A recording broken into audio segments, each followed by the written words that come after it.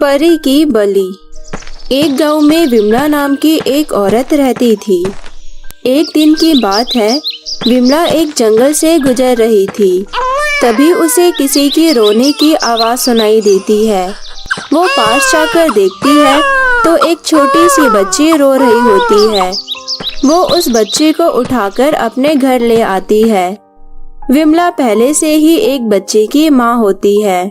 विमला जिस बच्ची को जंगल से उठाकर लाती है वो ऐना नाम की एक परी होती है और विमला की जो बेटी होती है उसका नाम मायरा होता है। देखते ही देखते कुछ साल बीत जाता है। अब वे दोनों बड़े हो चुके थे। मायरा अपनी छोटी बहन ऐना से बहुत जलती थी। एक दिन मायरा ने अपनी माँ से पूछा, माँ, ये गवार और बेकार परी हमारे घर पर कहाँ से आ गई? बेटी, अपनी बहन से अच्छे से बात करो। उसे मैं काली पहाड़ी के जंगल से लेकर आई थी, लेकिन मैंने उसे बिल्कुल अपनी बेटी की तरह पाला है और मैं चाहती हूँ तुम दोनों बिल्कुल एक सगी बहनों की तरह रहो। माँ, इसे मैं अपनी सगी बहन बिल्कुल भी नहीं मान सकती। मैं जा रही हूँ यहाँ से। फिर मायरा वहाँ से गुस्से से चली जाती है। स्कूल जाने से पहले मायरा जानबूझकर देर तक बाथरूम में घुसी रहती है और ऐना बेचारी बाहर इंतजार करती रहती है। फिर वह दुखी होकर अपनी माँ के पास आती है और बोलती है, माँ, देखो, मायरा अभी तक बाथरूम से बाहर नहीं निकली। कब मैं नहाऊंगी, कब मैं नाश्ता करूंगी और कब मैं स्कूल जाऊंगी? बेटा मायरा, जल्दी से बाहर निकल आओ, ऐना स्कूल के लिए लेट हो जाएगी। मायरा बाथरूम से बाहर निकल आती है और ऐना से कहती है, जा गवार परी, लेकिन मेरा साबुन और तौलिया इस्तेमाल मत करना, वरना तेरे पंख काट दूंगी, समझी? उसकी बातें उसकी माँ सुन लेती है और बोलती है, मायरा, मैंने तुमसे कहा था ना, अपने बहन से बदतमीजी से बात नहीं करते। अब तुम यहाँ से जाओ और अपना नाश्ता करो। मायरा और ऐना एक ही स्कूल में पढ़ते थे। लंच में ऐना मायरा से अपना टिफिन मांगने जाती है।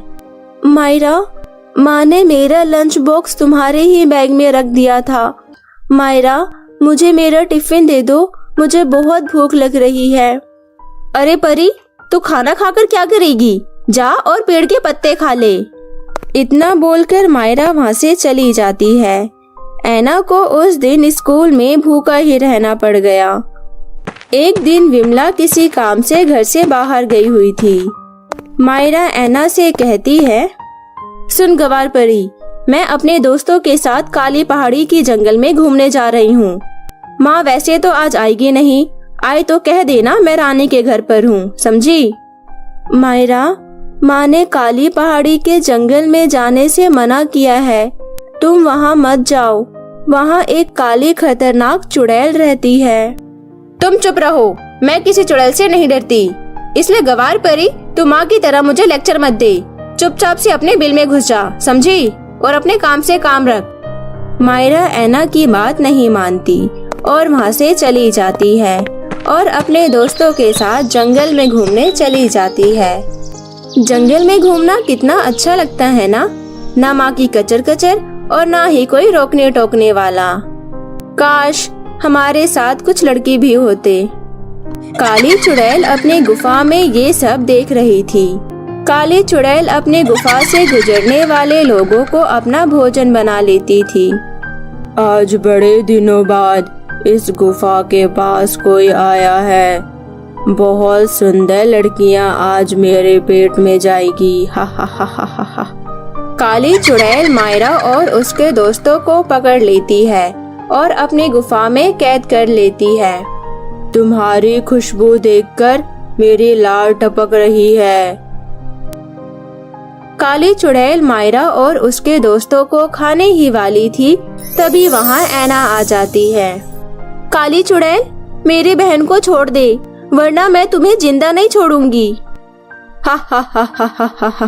तू तो एक परी है। अच्छा हुआ तू यहाँ आ गई। आज मेरा वर्षों का सपना पूरा होगा। मैं तेरी बलि देकर इस दुनिया की सबसे शक्तिशाली चुड़ैल बन जाऊंगी और इस दुनिया पर राज करूंगी, राज। हा हा हा हा हा हा हा।